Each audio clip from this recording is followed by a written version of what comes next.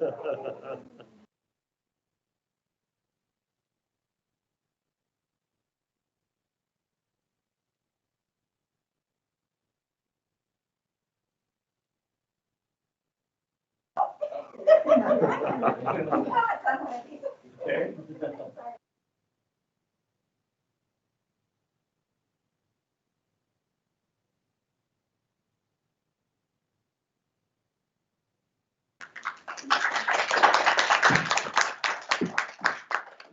And Governor, I understand we're streaming now, so.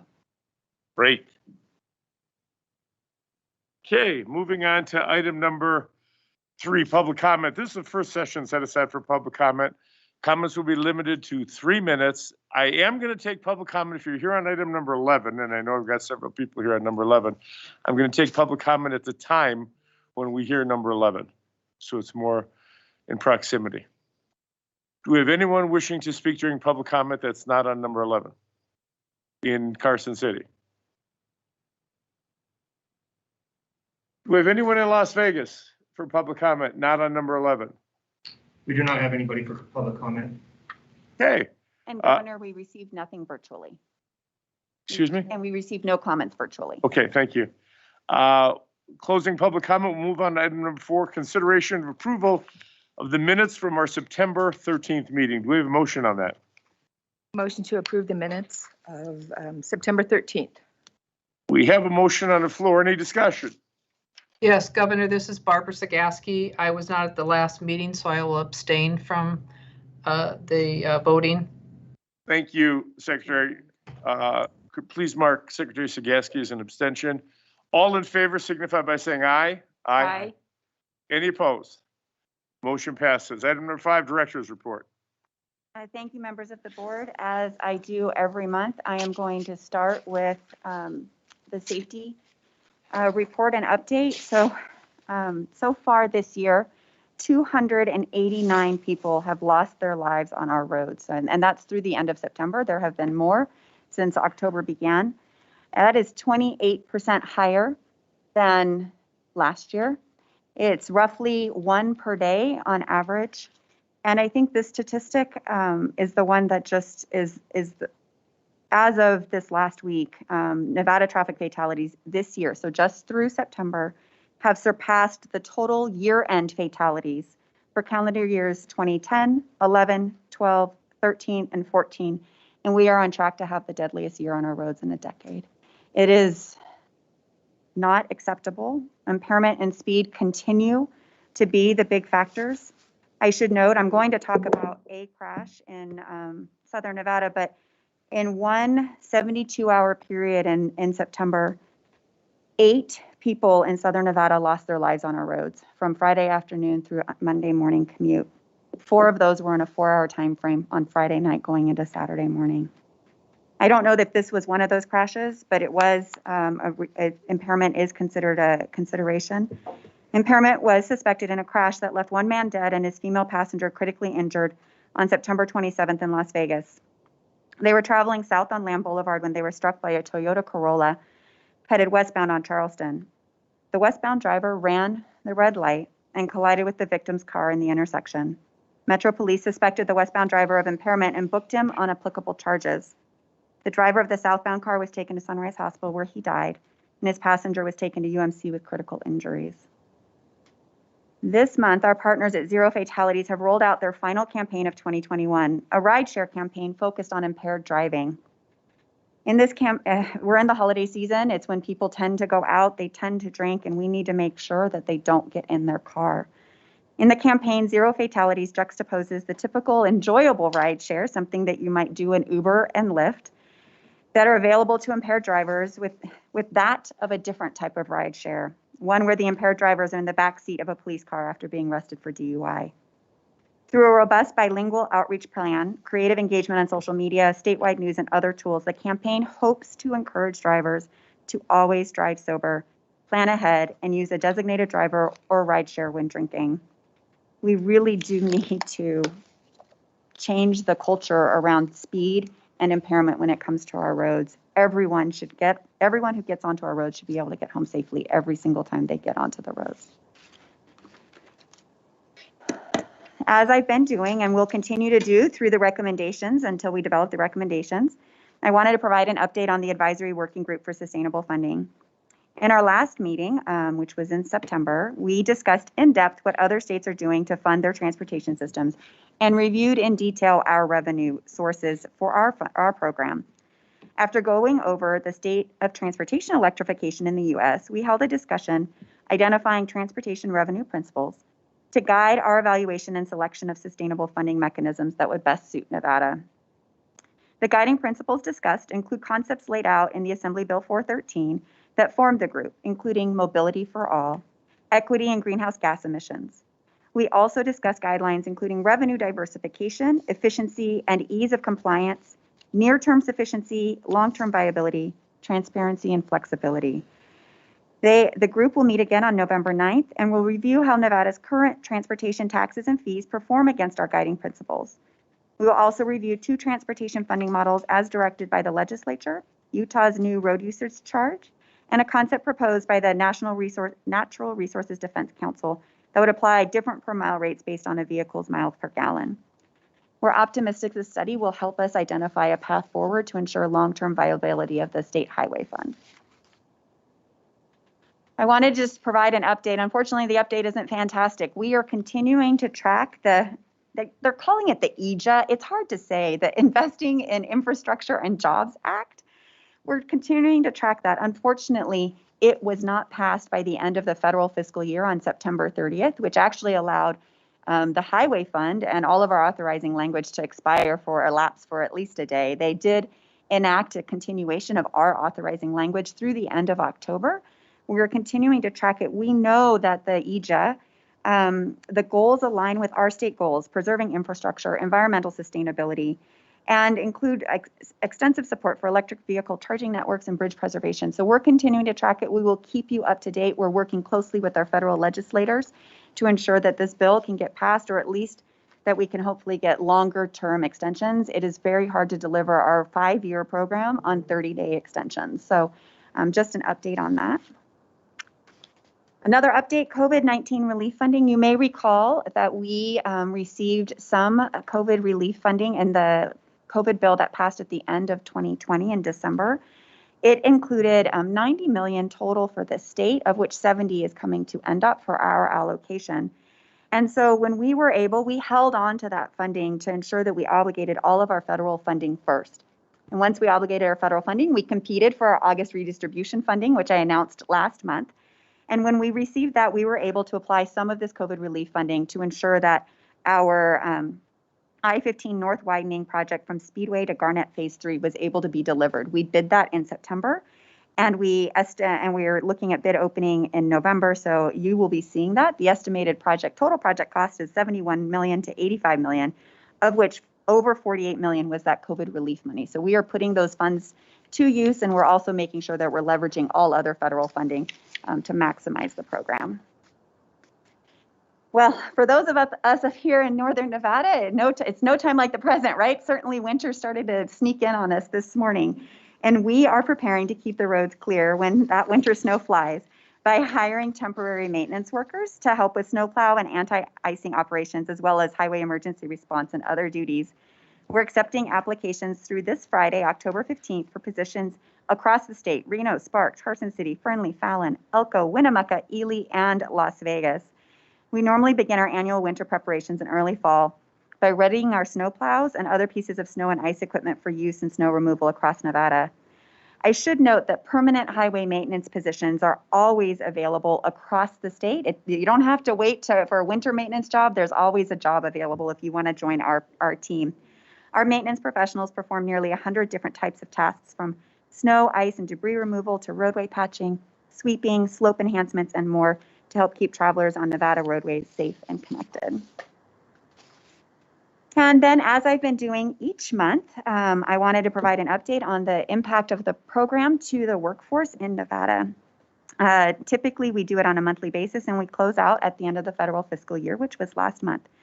So last federal fiscal year, September 2020 or October 2020 through September 2021, there were a total of 4,207 job years supported by our program, a significant impact on the community. for federal fiscal year 2022. So we're starting brand new from scratch this month. In this agenda, nearly 4,000 job years will be supported if everything on the agenda is approved today. And that concludes my report. Thank you. Do we have any questions for the director from Carson City? I have a question. This is Controller Byrne.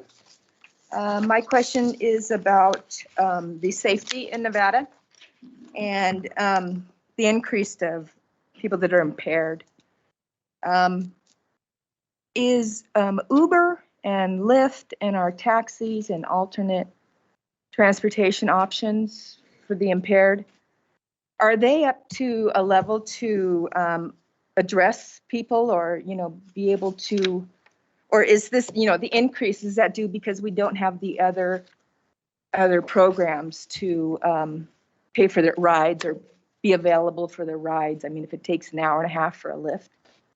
So that's my question, is the alternatives. It's a good question. And I can't speak to the full staffing of Uber and Lyft. I can tell you my anecdotal experiences was earlier this year.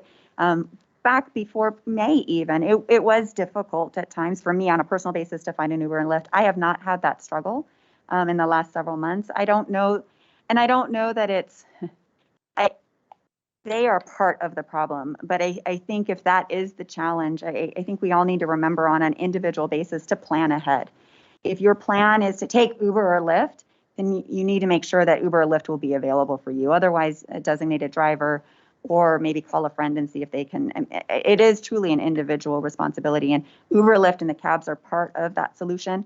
I do know that the RTCs frequently run campaigns where you can take Uber and Lyft, and just to make sure that people are getting home safely.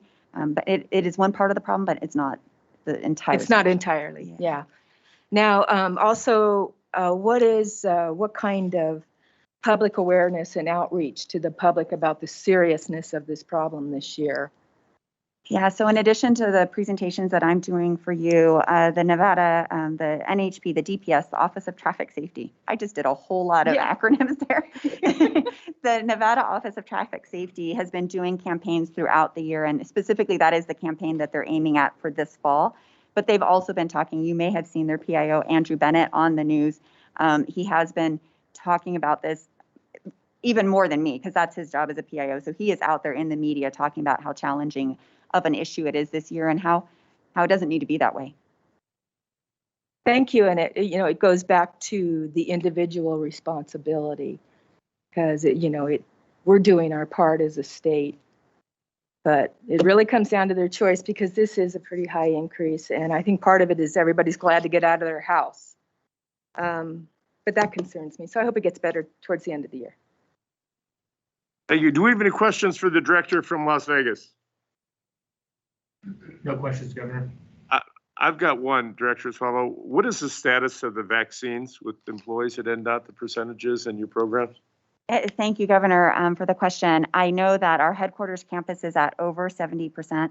We are still struggling across our rural parts of the state, but we are continuing to do the weekly testing and are performing progressive discipline where we have team members that aren't in compliance. If you could give us a report next month as what we Yes. can do, because I want the state to be an example. If I'm expecting the private sector to step up, I certainly expect all of our agencies to step up. I And- 100% agree with you, Governor, and we are doing what we can to get our team members vaccinated. Great, thank you. Okay, that concludes the director's report. Move on to item number 6, consideration and approval agreements over $300,000. Governor, we have 2 agreements for the board's approval today. The first is for HDR Engineering. It is for them to help us with the design services for safety improvements along Sahara from Rainbow to I-15. This is a project that we have been coordinating extensively with the city of Las Vegas and the county, and we're looking forward to getting it started with the design so we can deliver a safer Sahara. The second for your consideration is an amendment to an existing agreement we have with Geotechnical and Environmental Services. They currently provide construction support on our construction projects in District 3, our northeastern part of the state. This is an additional funds to help support the remainder of the 2021 construction season and the 2022 construction season. Okay, Do we have any questions on these two contracts? In Carson City? Do we have any questions in Las Vegas? No questions. Okay, do I have a motion on item number 6? Motion to approve item number 6. We have a motion to approve. Any discussion on that motion?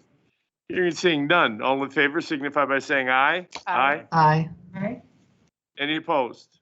Motion passes. And Secretary Sagaski, I apologize. I know you're on the phone. If you have any questions, please just jump right in. Thank you, Governor, I will. Thank you. Okay, item number 7, contracts, agreements, and settlements. Governor, this is an information item only. We're happy to answer any questions if there are. Do we have any questions for the director on item number 7 in Carson City? In Las Vegas? No questions, Governor.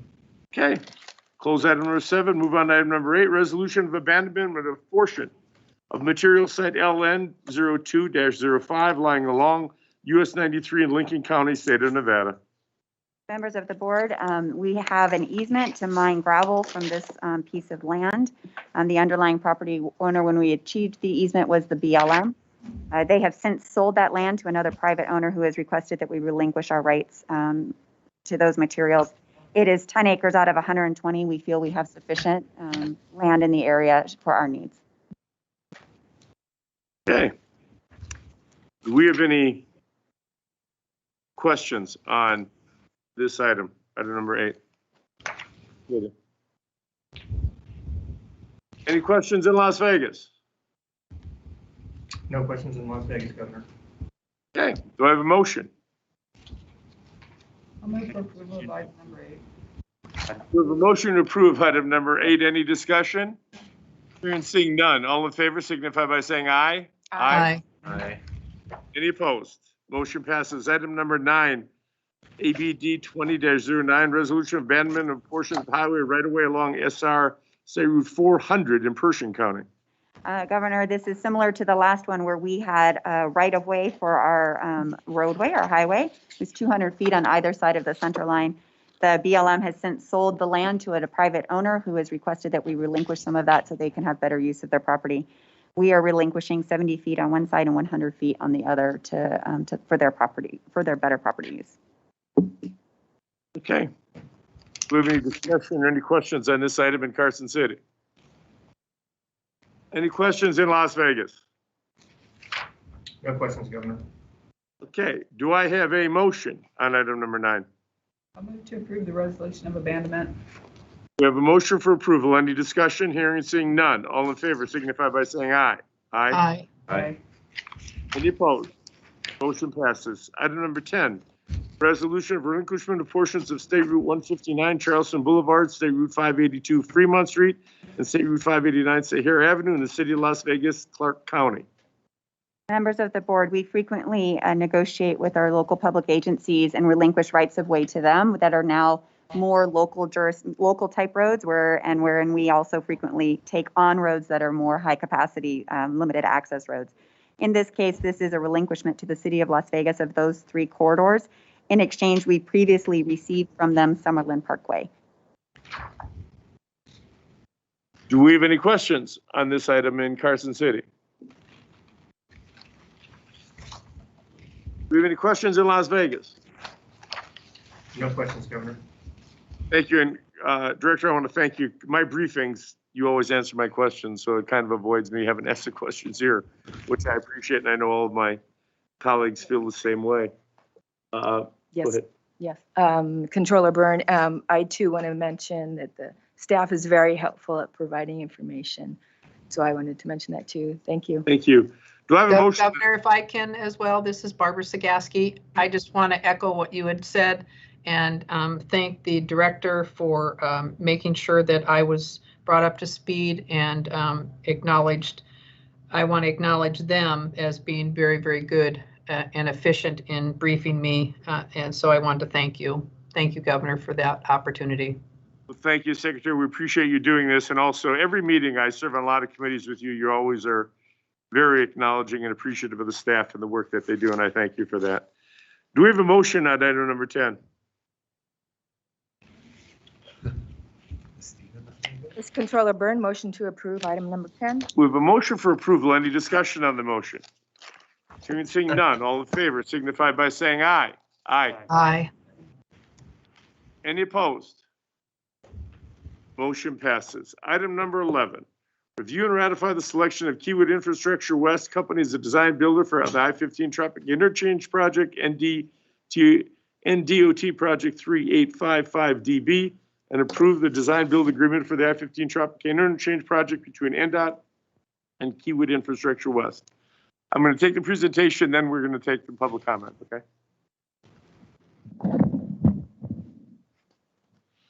Well, good morning, Governor, board members. For the record, Nick Johnson, NDOT Project Management, and I'll give you all a brief presentation on the review and ratification or selection of the design build proposer and the approval of the design build agreement for the I-15 Tropicana design build interchange. So last month, I presented in detail to the board the evaluation and selection process for this design build project.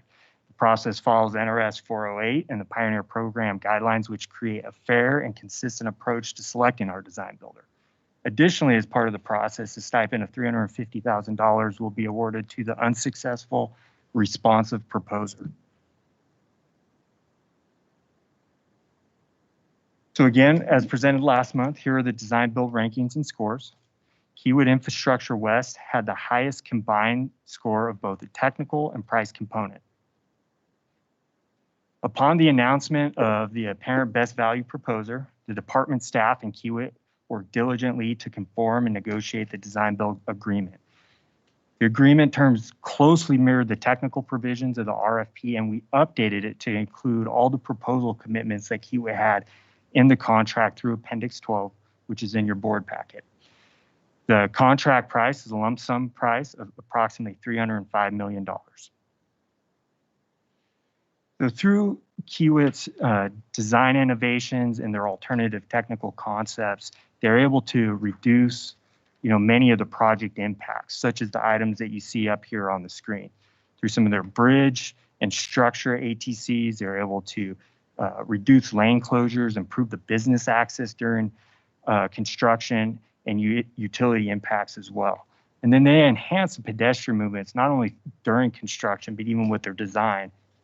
Keywood was able to optimize the profile of Tropicana, which really helped to reduce even further some of the visual impacts to some of the key signage of the businesses along the corridor, but even just the driveways. So it's easier to get in and out during construction to some of these businesses.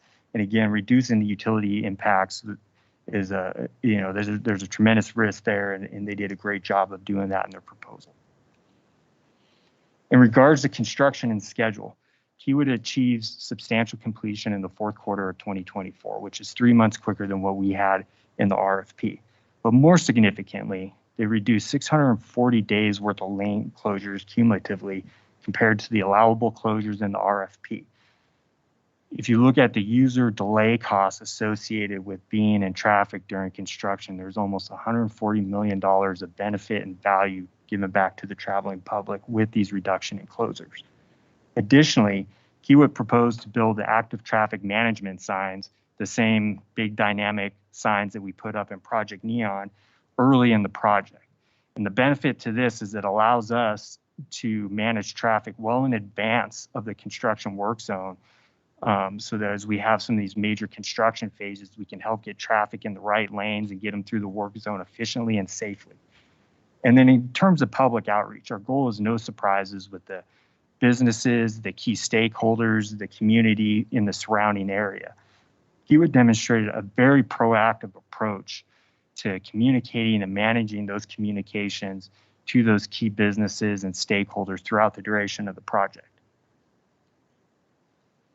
I'd also like to mention that we have an executed project labor agreement for this project. During the procurement, the department and the Southern Nevada Buildings and Trades Union worked collaboratively to develop and execute the PLA, and all the unions have signed it and it's ready to go for the project. And just very briefly, some of the benefits of this project. It strives to improve the overall safety for all of our users of the road, including the pedestrians. And with the amount of pedestrians traffic that we get from the resort corridor, this provides a safer connection to the west side of I-15, improve the travel time reliability through the corridor on TROP and on I-15 itself. And from our benefit cost analysis, we estimate approximately $560 million of total benefit given to the public as a result of this project. And as Director Swallow mentioned earlier, approximately 3,900 job years created with this project. And then generally speaking, this project supports the current development and future development of the resort corridor. And so 2 items for possible action today, one being the ratification and selection of Kiewit Infrastructure West as their design builder for the project, and then approving the design build agreement. Governor, board members, that concludes my presentation. Okay, thank you for your comments. Now, I know we've got folks up here that would like to speak. Let me take the public comment in. Cole? Governor, we have one person signed up for public comment, Craig Madole. I thought Christine said there were several. Okay. Good morning. Morning. I'm Craig Madole, the CEO of the Nevada AGC. I just wanted to encourage the board to favorably consider staff's recommendation on this project. And I think that that would avoid an unintended consequence. Several years ago, as you guys probably remember, the Spaghetti Bowl Express was going to be a design build job that was not awarded. After that job was not awarded as a design build, industry leaders and NDOT met over the course of several months to improve the design build process for NDOT.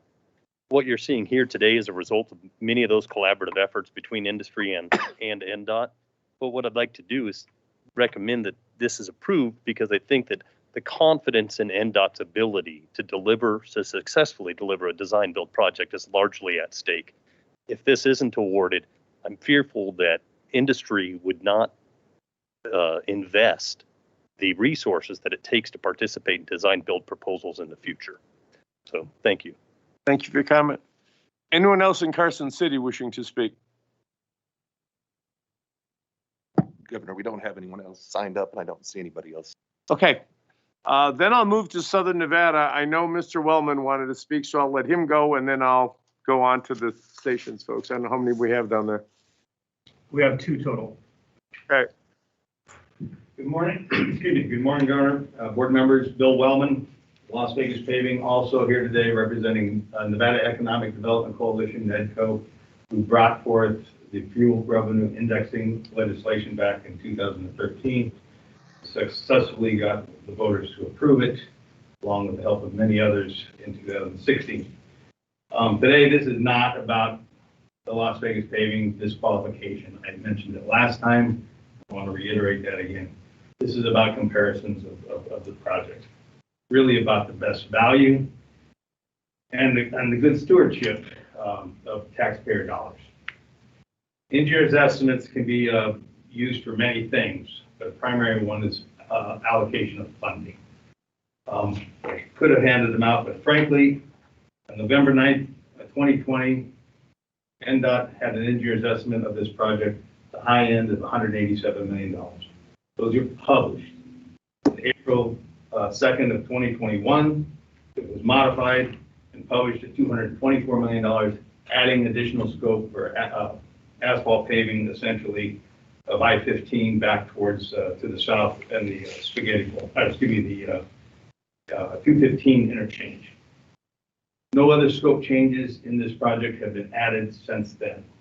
And I have those here, these published documents if needed. Regardless of funding sources, it is erroneous to consider awarding a project 36% over the engineer's estimate. Even using COVID funds, as the director alluded, that are coming forth as a benefit to the state. If it was a bid build project, it wouldn't even be considered in any way, shape, or form. And in this particular process, we do have other bids that were submitted that were significantly less than the $305 million that has been submitted on this particular project by Kiewit. Doesn't create 36% more jobs. There's only so many man hours needed to construct this project. What it does do, though, is it robs from other projects the funding that those would have had. That has to go to this project at this amount of money, where you would find those new jobs being created. Federal grant stuff I've heard about before, that it might be at risk. I think it's some $50 million is what I've heard. I would challenge that under the circumstances of this. But the reality of it is, in any business, spending $80 million extra to save 50 is the direct line to insolvency, whether you're private or public. Talk a little bit about the scope. As of last Wednesday, it was published, and it's in your packet, or what we have, of what is included or not included in this particular proposal. Other than that, they've all been confidentially held. In Appendix 12, there's 2 attachments. Attachment 2 includes the ATCs, of which 8 of them are included in your packet. 6 of them actually have value to them. Very ingenious. They're good ATCs and should be considered moving forward. The value of them is $26,256,000 for the documents here. Thus, the reality of it is, if it wasn't for these ATCs, if they weren't accepted, and it was comparison based on the baseline technical concept that NDOT had, this proposal would be 47% over the engineer's estimate. That's pretty significant. Attachment 1 for Appendix 12 also includes a few items. These are the commitments and clarifications that the design builder includes, which all of the proposals include. Item number 10 of this particular one shows the elimination of bridge structure for Dean Martin Drive. But it doesn't show any savings or value added for that. It's great. It works for what it's intended to do, no question. But what's the value of it? That value of eliminating that item is included in an extra $80 million. Item number 11 shows minimizing the elevation of Tropicana Avenue. It's great. It's ingenious. Frankly, we had that same concept. However, and Nick Johnson pointed it out. However, there's no value attached to that and what that really is. Talk a little bit about schedule. The schedule is 29 days longer than your second proposals. And just for the record, it's 14 days shorter than what the DQ proposal was. All of them are in the same range. Going back to what I said, it doesn't create any excessive jobs. Construction is not slated to start for 7 months for this document. The Reno SBX was only going to be held for approximately 6 months. When that was asked back then, 2 years ago or so, 3 years ago, when it was needed to be delayed for the same reason, of this being over budget. The duration of the construction does not change. The window is the same of the impacts to the commuters. What we didn't hear is how all these benefits that we've seen on the screen, how they compared to the second proposals and doing the evaluation that way. We've only seen one side. Thus, in this case, schedule is really insignificant compared to the cost savings to the taxpayer. The department continues to report a $560 million shortfall. I didn't hear it today, maybe by design, but as at APWA, American Public Works Conference, week before last, NDOT staff reported on a $1.1 billion annual budget, a $560+ million annual shortfall, plus $90 million in rural shortfall. They'll never catch up if we keep erroneously spending this kind of money. Purpose of a board is first and foremost an oversight.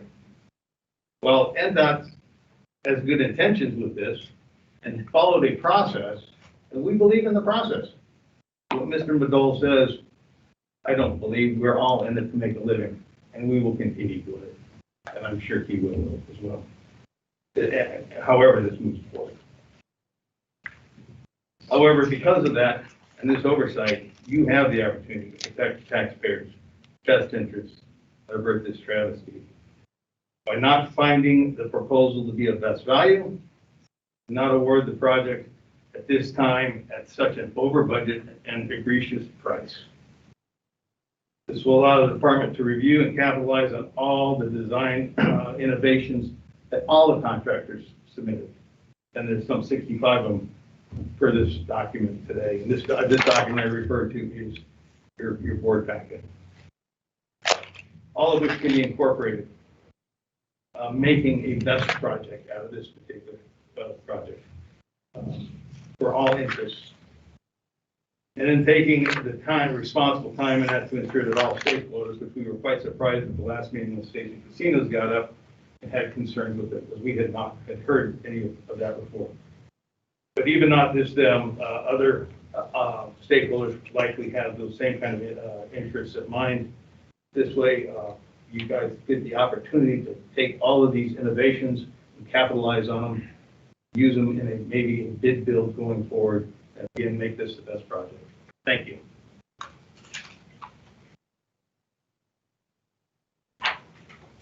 More speaker in the south? Yes, we have one more. Okay.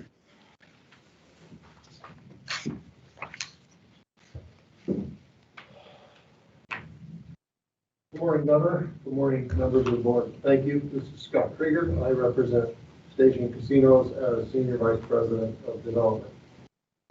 Last month we came before you and we expressed great concerns over the traffic issues and design of the interchange. These are the same concerns that we voiced and met with NDOT on in 2018, well before the NEPA process was initiated. And before you, we have these same concerns listed in a color code. At that time, the board was gracious enough to ask for us to work with NDOT staff over the 30-day period ending today to come up with resolutions that would satisfy both parties and serve the public. This document shows the outcome of the one working session we had with NDOT staff. And if you will, the green arrows or the green boxes are items that were potentially corrected, but not committed to. Items in yellow are items that were non-committed and that NDOT felt they could not actually affect, but could see during the design build that they could address these. And then one of the most important items, which is the interchange at Trop and D Martin Connector Road, you'll see is red, in which case we were informed that that is a hard no for us in the project. Okay? So we digested that and sent a letter back stating that this was not satisfactory to solve our issues, to allow us to develop to the full potential of the site that we had purchased long ago.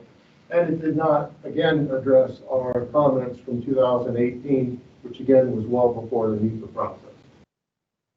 Subsequently, we had a meeting just Friday afternoon, in which case additional members of NDOT, administration and staff, along with representatives from Kiewit, held a meeting with us in the afternoon.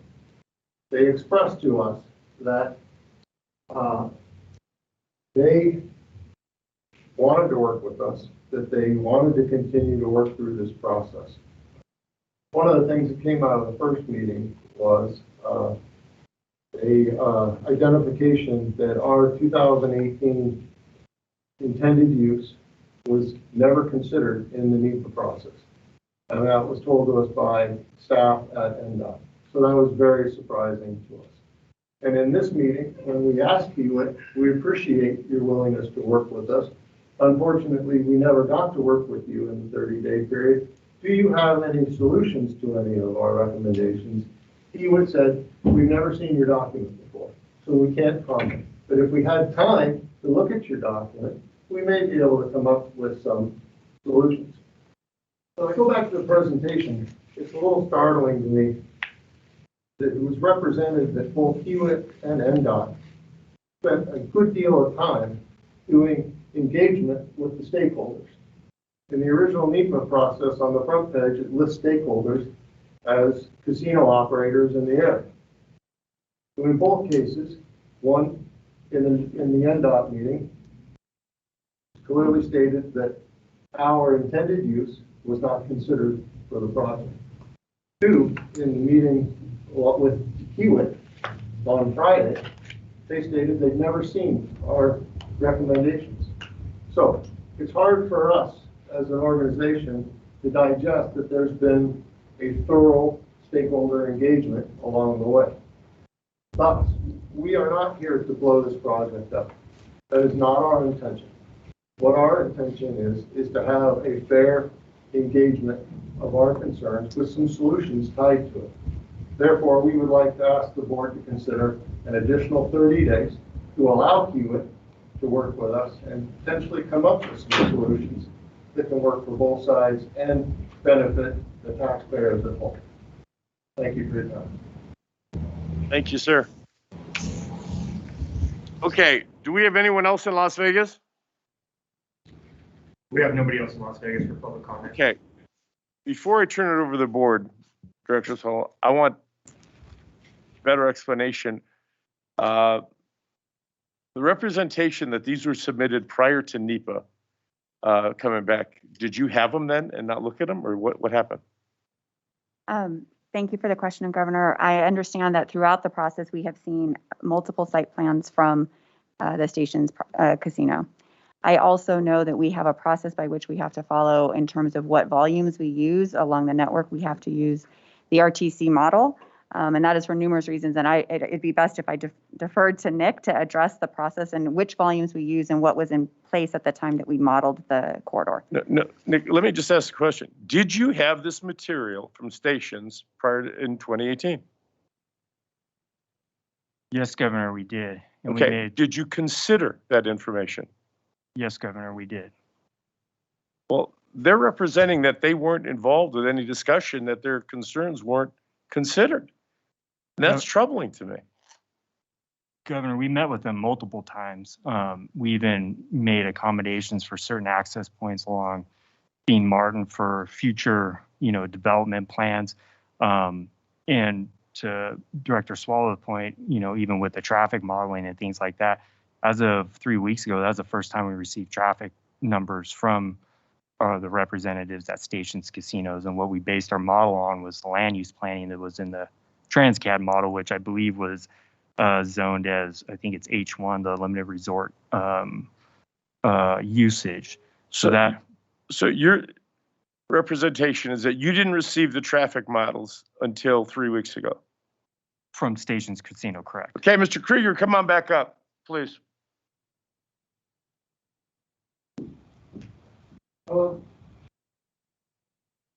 Okay, when did you give NDOT the traffic models? We gave NDOT the traffic models 3 weeks ago. What I referenced in my time up here is that we were told that NDOT did not use our intended use for the parcel in their consideration, meaning that they looked at the intended use as industrial versus H1. And that's what we were told in our workshop by NDOT staff. Okay, go ahead. Governor, just to, we confirmed we did use the H1 limited resort modeling in our traffic numbers. Okay, my concern is the same as it was when we heard this multiple times already, and we keep bringing this back. This is a very important project if it moves forward. It's a lot of jobs. It's a lot of tax revenue. And I want to make every accommodation that we possibly can to assure the viability of this if it's something within our purview that we can do. And I'm just not getting that that's happening. And I don't know why. I'm just not understanding. I know that a lot of things the director pointed out to me were adjusted and were allowed. But the big one with the left turn access, which is the one that everyone is concerned about. There seems to be no one that's found a solution to this. But Kiewit wasn't involved with the discussion. Is that correct? Correct. Friday, we brought them into to the discussion. Okay. Well, if there is a possibility for a hope that the discussion between NDOT and Kiewit and stations could solve this and get that access with some type of access that would solve their situation, and that could be achieved by a 30-day delay, I'm going to hold this for 30 days and bring it back at our next meeting. And tell everyone to sit down again, get back together, and try to come up with a solution to this. I want to get these jobs out on the street to build the project, the entire design build. But at the same time, I want to assure that that property, which is one of the largest pieces that there is in Southern Nevada to be used for a H1 development, has every opportunity to move forward and have the viability to be successful. Governor, I believe there's a comment in Southern Nevada. Not, I heard, sorry. Yes, there is. No, I closed public comment. Governor. We're done with public comment. I turned it over to the board. So I don't know who's coming up to talk now. So do we have any board member comment? Governor's Member Valentine. Go ahead, Director. It's an important project, and I would, if you are making a motion to hold this for 30 days to continue to work, I would support that motion. I'd like to see something worked out and the project go forward. Good. I will take that motion. Do we have any discussion on Director Valentine's motion? Governor, I just have a question. What, delaying it 30 days, what does that impact anything other than the completion? To answer that question, it could impact the completion. I haven't looked at the exact scheduling of the paving schedule, so it's potentially that it would be possibly a month, but it could be later in terms of if it kicks us into a new paving season. So it will have that impact. I don't believe it will have any other impacts. We will do what we can to work with them. As I have said on the record, and as we've stated multiple times, I don't know that we'll be able to achieve a resolution on the connector road access. In Director, I really appreciate your willingness to work, but at the same time, I want everyone to approach this meeting with the idea that we can find a solution, not approach it with the idea that I don't think we're going to be able to fix this, because both of these projects, the design build project is important, but also the future development of that property is extremely important to me. I mean, that's thousands and thousands of permanent long-term jobs that we desperately need. And I want to do everything I can to make sure that if that project is built, it's successful. Do we have any more comments from board members? Can you restate the motion? Director Valentine? This is Barbara, thank you. Sure, I thought I was actually supporting another motion, but I'm happy to make the motion that we hold this meeting until our next board meeting, and that in that time that the NDOT staff is directed to work with stakeholders and Kiewit, stakeholders specifically, stations, casinos, and try to come up with an acceptable path forward. Okay. Yes, sir. No, I'm supportive of the 30-day extension as well. I think, and honestly, if it means getting board members on a phone call, I'm accessible. It is concerning. This is a 2-point possible actions. As far as involving Kiewit, I'm assuming we don't need to ratify the first point, have Kiewit sitting at the table. You don't need to ratify, but at this point, they're not under a contract or any sort of agreement. So anything they're doing is essentially at risk on their end. Okay, well, is Kiewit willing to meet with the proposal? Chris Koenig was walking to the podium earlier. Okay, I apologize. If someone from Kiewit could come up to the podium and acknowledge whether or not you'd be willing to meet. Because now it's not public comment, now you got a question. Thank you, I apologize. Governor, members of the board, Chris Koenig with Kiewit.